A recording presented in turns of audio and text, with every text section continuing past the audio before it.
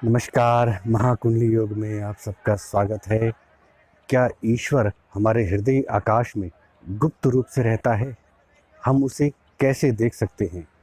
किस मार्ग से परमात्मा ऊर्ध्वलोक से हमारे प्राण शरीर में प्रवेश करता है और हृदय आकाश में अपना निवास बनाता है? परमात्मा के 3 स्थान कहे गए हैं। त्रया आवसथाः कि उसके 3 स्थान हैं। एक ये हमारा हृदय है, दूसरा जितने भी लोक उसने दिव्य रूप से रचे हैं, जिसे हम ब्रह्मलोक, शिवलोक, बैकुंठ लोक, गोलोक, सत्यलोक और जाने कितने प्रकार के लोकों के नाम से हम उन्हें जानते सुनते आए हैं। उन लोकों में भी परमात्मा पूर्ण व्याप्त होकर रहता है। तो जब हम सवेरे उठें तो पहली पुकार प्रातः अग्निम प्रातः इंद्रम कि वह इस संसार के उत्पन्न होने से पूर्व ही अग्नि स्वरूप था। वो जात वेद अग्नि है कि उससे ही संसार उत्पन्न हुआ है। तो हम संसार के किसी भी विषय को ग्रहण ना करें। उस ध्यान अवस्था में हमारी एकाग्रता पूर्णतः उस अग्नि के प्रति हो जो स्वयंभू है, जिसने संसार को उत्पन्न किया है, और उस इंद्र के प्रति हो जो शासन कर रहा है, जिसका नियम इस संसार में काम कर रहा है, जो सबका साक्षी है, जो इंद्र है। इंद्र का एक ये अर्थ है कि जब हम ध्यान अवस्था में हृदय आकाश में उसे पुकारें और हमें देखें कि ये संसार मैंने तो उत्पन्न नहीं किया, इस संसार को उत्पन्न करने वाला दूसरा कोई है, और वो कहाँ है। तो जब हृदय आकाश में हम उसे पुकारते हैं, हृदय आकाश में बैठकर हम ध्यान करते हैं, अपनी चेतना को इंद्रियों से परे, संसार के विषयों से परे जब भीतरी ओर ले जाते हैं, भीतरी की यात्रा के पथ पर हम चलते हुए हृदय आकाश में ठहरते हैं और तब हम उसे खोजते हैं, तो हृदय आकाश में वो ठहरा हुआ परमात्मा इंद्र के नाम से वहाँ हमें दर्शन में आता है। जब हम उसको देख लेते हैं तब हम उसे कहते हैं कि इदम आदर्शम, कि मैंने इन्हें देख लिया है। इदम आदर्शम इति कि मैंने अच्छे प्रकार से उन्हें देख लिया है। ये बहुत ही प्रसन्नता का विषय है कि मैंने उस परमात्मा को देख लिया जिसने इस संपूर्ण भूतों को रचा है, जिसने इस भौतिक संसार को रचा है। इदम आदर्शम से इदम द्र लिया और फिर उसे इदंद्रा कहा। फिर इदंद्रा के बाद इंद्र उसकी उपाधि हुई। वो परमात्मा को देखने से, उसका साक्षात्कार करने से उसका नाम इंद्र हो गया, जो गुप्त है। परोक्ष प्रिया इवा ही देवा, कि देवताओं को अप्रत्यक्ष बात अधिक प्रिय होती है। जो गुप्त रूप से परमात्मा का नाम है, जो इंद्र नाम आया है, जो हमारे हृदय आकाश में गुप्त रूप से रह रहा है, वो देवताओं को अधिक प्रिय है। ये देवता कौन है? ये हमारी इंद्रियां भी देवता का ही स्वरूप है। कैसे? इस बात को थोड़ा सा आज हम एक अलग तरह के व्याख्यान से समझते हैं। जब ये संसार उत्पन्न नहीं हुआ था, तब अकेले प्रजापति ने विचार किया, संकल्प किया और फिर अंबस लोकों की रचना की। अंबस लोक, जो द्युलोक से ऊपर के जो लोक हैं, वो अंबस लोक हैं। उसमें जैसे महालोक, जनालोक, तपालोक, सत्यम लोक, ये द्युलोक, ये 5 लोक मिलकर अंबस लोक बनते हैं। द्युलोक कौन सा है? जितने भी नक्षत्र, तारामंडल, ये पूरी गैलेक्सी नजर आ रही है, इस गैलेक्सी से परे जो लोक है वो द्युलोक है। इस आकाश गंगा में असंख्य ब्रह्मांड हैं। इस ब्रह्मांड से परे जो अनंत आकाश गंगाएं हैं वो द्युलोक है। उस द्युलोक से परे महालोक है। उस महालोक से परे जनालोक है। उस जनालोक से परे तपालोक है। उस तपालोक से परे सत्यम लोक है। ऐसे कई बार हम त्रिलोक की चर्चा करते हैं, कई बार हम 14 भुवनों की चर्चा सुनते हैं, और कई बार हम सप्त लोकों की चर्चा सुनते हैं कि 7 लोक होते हैं, 3 लोक होते हैं, 14 लोक होते हैं। लोक लोकांतरों को परमात्मा रचता रहता है, ये उसका स्वाभाविक कर्म है। लोक लोकांतरों को रचने के उपरांत परमात्मा ने विचार किया कि इतने सारे लोकों की रक्षा कैसे होगी। इनके लिए लोकपालों की रचना की जाए, जो लोक की रक्षा करें, लोक को नियम से चलाएं, लोक में सही व्यवस्था रहे।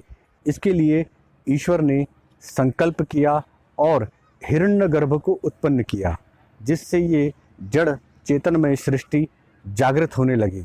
उस हिरण्यगर्भ को तप से तपाया गया, और वो हिरण्यगर्भ को, सोने के गर्भ को, सोने के अंडे को जब तपाया गया, तो उस तपते हुए हिरण्यगर्भ के अंडे से मुख प्रकट हुआ, और उस मुख से वाक शक्ति प्रकट हुई। उस वाक से अग्नि प्रकट हुए, अग्नि देवता प्रकट हुए। उसके बाद उस हिरण्यगर्भ के अंडे से नासिका उत्पन्न हुई, नासिका से प्राण उत्पन्न हुए, प्राण से वायु देवता उत्पन्न हुए। फिर आंखें उत्पन्न हुई, आंखों से चक्षु उत्पन्न हुआ, चक्षु से आदित्य उत्पन्न हुआ।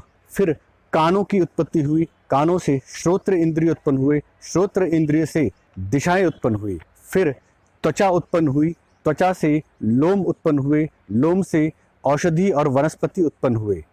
फिर नाभि उत्पन्न हुई, नाभि से अपान उत्पन्न हुआ, अपान से मृत्यु उत्पन्न हुई। फिर शिशन इंद्रिय उत्पन्न हुई, शिशन से रेतः पैदा हुआ, रेत से वीर्य से जल उत्पन्न हुआ। इस प्रकार हिरण्यगर्भ के अंदर ही लोकों की रक्षा करने वाले लोकपाल देवताओं की उत्पत्ति हुई। ईश्वर ने उन्हें भूख और प्यास से जोड़ दिया। भूख प्यास से जोड़ने के बाद देवता लोग भूख प्यास से व्याकुल हो गए और इधर उधर घूमने लगे, परंतु उस समष्टि यानी उस हिरण्यगर्भ के अंदर, समष्टि पुरुष के अंदर उन्हें अपना कोई स्थान प्राप्त नहीं हुआ। तब अपने को उत्पन्न करने वाले परमात्मा के पास वो गए और उन्होंने कहा कि हमें कोई अच्छा सा स्थान दें जिसमें हम आश्रय कर सकें। तब परमात्मा ने एक गाय का शरीर उन्हें दिखाया और ये कहा कि इसमें आप प्रवेश कर जाओ। तब देवताओं ने कहा कि इससे कोई उत्तम शरीर हमें दिखाइए। तब ईश्वर ने एक घोड़े का शरीर उनको दिखाया और कहा कि इसमें प्रवेश करो। देवताओं ने मना कर दिया और कहा कि इससे उत्तम कोई शरीर हमें दिखाइए। तब परमात्मा ने मनुष्य देह दिखाई। मनुष्य शरीर को देखकर देवता लोग कहने लगे, हाँ, ये बहुत ही उत्तम जान पड़ता है। और फिर देवता एक एक कर कर उसमें प्रवेश करने लगे। इसीलिए इस शरीर को देवताओं का स्थान कहा गया है। अग्निर्वाग भूत्वा मुखम प्राविशत, कि अग्नि वाग बनकर मुख में प्रवेश कर गई। अर्थात जो ये मनुष्य शरीर बना था, अग्निदेव उसमें वाक शक्ति बनकर मुख में प्रवेश कर गए। आदित्य चक्षुर्भूत्वा अक्षिणी प्राविशत, आदित्य चक्षु बनकर उसकी आंख में प्रवेश कर गया। दिशा श्रोत्रम भूत्वा कर्णों प्राविशत, दिशाएं श्रोत्र इंद्रिय बनकर कानों में प्रविष्ट कर गई। वायु प्राणु भूत्वा नासिके प्राविशत, वायु प्राण बनकर नासिका में प्रवेश कर गई।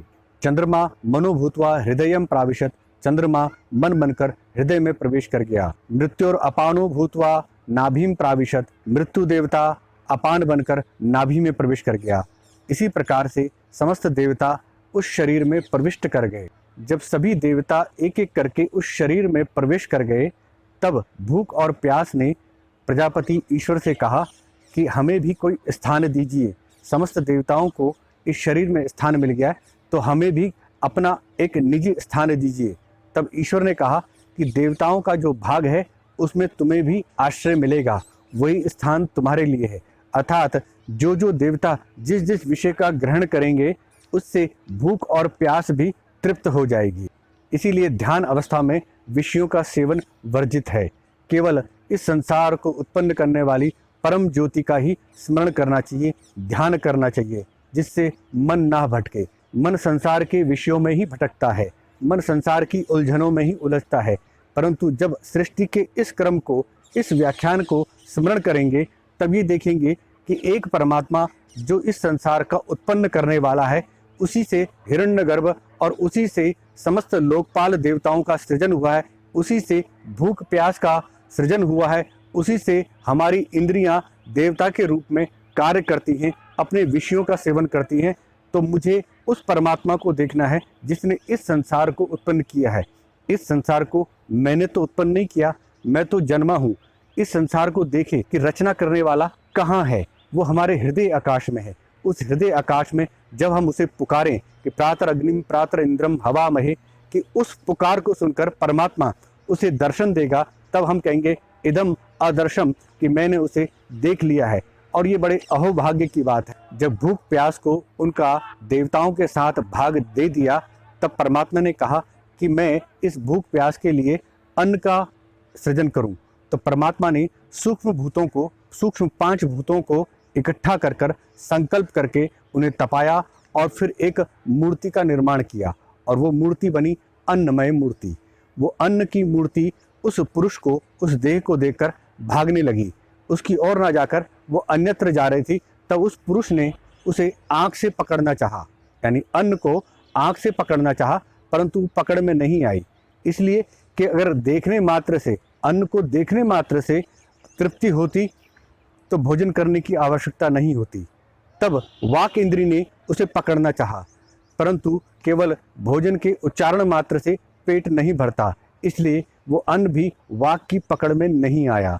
तब श्रोत्र इंद्री ने उसे पकड़ना चाहा तो नहीं पकड़ पाया, क्योंकि अन्न शब्द सुनने मात्र से भी भोजन की तृप्ति नहीं होती। इसी प्रकार मन ने भी उसे पकड़ना चाहा, परंतु वो अन्न पकड़ में नहीं आया, इसलिए कि मन में चिंतन करने से, ध्यान करने से भी अन्न की तृप्ति नहीं होती, अन्न ग्रहण नहीं होता। फिर अपान शक्ति ने उस अन्न को पकड़ा और शरीर के भीतर डाल दिया। वो अन्न शरीर में भीतर प्रवेश कर गया। केवल अपान शक्ति ही अन्न को ग्रहण करती है। जो प्रश्वास हम ग्रहण करते हैं, वो प्रश्वास ही, वो अपान शक्ति ही अन्न को ग्रहण करने में सक्षम है। इसलिए जिस देवता का जो विषय है वो उसी को ग्रहण करता है। जो इंद्रिय का विषय है वही इंद्रिय उसको ग्रहण करती है। परंतु जब हम सवेरे उठकर ध्यान अवस्था में बैठते हैं, तब हमें इन इंद्रियों के व्यापार को बंद कर देना चाहिए। क्यों? क्योंकि जिस अपान शक्ति ने अन्न का ग्रहण किया, वो अपान शक्ति का देवता मृत्यु है। अर्थात जब ये अन्न को ग्रहण करता है तो मृत्यु को ही पुष्ट करता है, क्योंकि उसकी मृत्यु निश्चित है, क्योंकि ये अन्न में शरीर की मृत्यु निर्धारित है। ये नश्वर शरीर है। मृत्यु के इसी बंधन को देखते हुए परमात्मा ने विचार किया कि ये जीव मेरे बिना इस शरीर में कैसे टिक सकता है, ये शरीर की क्या गति होगी, ये मेरे बिना कैसे कार्य करेगा। इसलिए उस परमात्मा ने शरीर के जो प्राण ऊर्जा है, प्राण औरा है, प्राण आभा मंडल है, उस आभा मंडल को भेद कर, विदा करके, उसको चीर कर प्रविष्ट किया, और प्रविष्ट करने में जो द्वार बना उसे विदृति द्वार कहते हैं। उस विदृति द्वार से वो हृदय आकाश में आकर इंद्र के नाम से बैठ गया, गुप्त होकर बैठ गया। जब हम 5 सूक्ष्म महाभूतों से बने इस अन्न में शरीर का चिंतन करते हैं, तब हमारा मन भटकता है, तब हम मृत्यु के बंधन में होते हैं।